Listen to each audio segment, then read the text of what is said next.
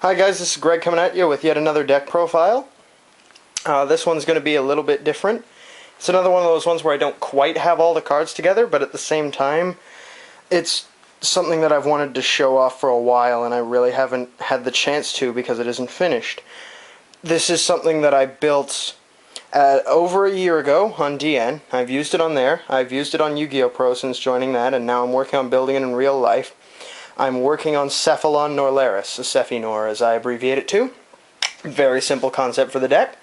Send a whole bunch of stuff to the graveyard, especially using the Norlaris combo, because that seems to hurt people a lot.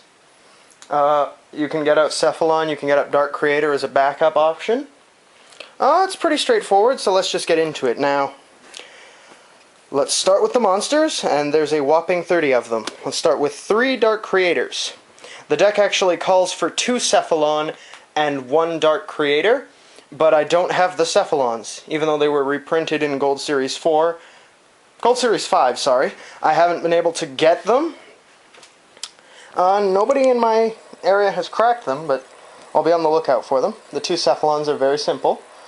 The Dark Creator version works out fine. The reason I didn't go with 3 Cephalon is because Dark Creator can come out when Cephalon can't. The only reason I choose not to run the 3 Dark Creator is because the Cephalon packs a little bit more punch. Next we have 3 Dark Lord Zerato. This is a level 8 Dark Fairy. These things are all very important. Of course, Cephalon can revive him at 4,000 attack and he won't get an effect. His effect, if you do use it, is amazing. To destroy all of the opponent's monsters just by sending a card. Now, he could, in theory, get Starlight Roaded, but that's not a terrible loss, because then the Stardust wouldn't help against other stuff. 3 Dark Lord Superbia. Special summon it from the graveyard through the effect of Dark Creator, and you get Zerato back. If you bring it back through Dark Creator, you would end up with 8,000 total attack points. If you bring it back with Cephalon, you end up with 8,000 total attack points, so it's justified being in here either way.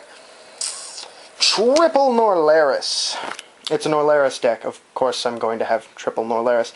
Some decks may go for double. I go for triple. I've never really had the issues with it. Triple Phantom of Chaos. Even when this guy isn't emulating Norlaris, which is its usual trick, he can still do other cool stuff. He can blow up my opponent's field by imitating Zerato. He can bring stuff back by imitating Creator or Cephalon. That's it for the 3 copies, so now we get into 2s, and this guy is Magical Merchant. I am running 30 monsters in my deck. I have no idea where I was going with the 3. So, of course, I'm going to mill a ton of them, and then I'm going to get a spell, because I don't run any traps. Then there's this guy, Dark Grepher, and one of the ways he's great is potentially setting up a Norlaris on my first turn by special summoning him, getting a Norlaris from my deck to the grave with his effect, then normal summon Phantom and blow everything up. He's good for a couple of other things, other sorts of sends, but that's the main purpose in here. Now, Gallus the Star Beast at 2 is another potential mill thing, getting some damage before I Norlaris. If I hit a Cephalon, I'm burning them for 2 grand. Obviously, I don't want to do that. But he's a nice touch. And no, before you ask, I'm not running Doom and Birdman. Doom would just be stupid in here, because it's a bunch of Dark Monster effects. Next mill monster, Raikou. A Lightsworn Hunter, and I'm running 2 of them. See? I could run Lila, but I just prefer this guy because I can bluff him. It's like, did I set Magical Merchant? Did I set Raikou? Who knows? 2 Necro Guard now, because I'm going to be doing a lot of milling with this, and yes, removing itself from the graveyard kind of sucks, but it's a level 3 monster, so I can make Xyz with it. Speaking of extra deck, Plague Spreader Zombie. We're getting into the 1s now. Plague Spreader Zombie, because it's actually quite easy to make synchros with this thing. Also, if he's in my graveyard, I can stack a Cephalon on top of my deck before I Norlaris, and then I'm guaranteed to draw it, which is very awesome. 1 Morphing Jar. I might take this out, because more and more I'm discovering it's not that great to have in here. It gets blown out when my opponent has cards, and if they've already been Cephaloned, then I'm essentially giving them a fresh hand. Hi, kitty. Like if you think the kitty is cute. Hi, kitty. Sangan. Sangan is a staple in here. If he happens to be out when I Cephalon, or when I Norlaris the field, and that's happened a couple times, He's a good mill. If not, he's a great way to get the Phantom of Chaos into the hand. Yes, we hear you, kitty. And then, the Damage Brothers, Dragon Gores. Gores is a great card. I'd obviously have him in here because the odds of getting hit directly with nothing on the field are great, but he's not enough by himself. But 2 Trag would be too much, so I'm just not doing that. 10 spells, and there's a lot of draw among them. We have 3 trade-in. Obviously, I'm running 10 to 12 level 8 monsters. So, of course, I'm going to run 3 of this thing. You've heard my rule before. Card Destruction. A more recent addition to the deck. I originally ran Hand Destruction, but then I discovered this thing was just better, because it wasn't contingent on my opponent having a big hand. The only problem is, side this out against Dark Worlds.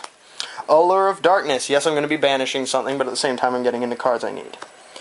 Last, we have Charge of the Light Brigade. Yeah, it's only got 2 targets, but this is where that bluffing I mentioned comes in.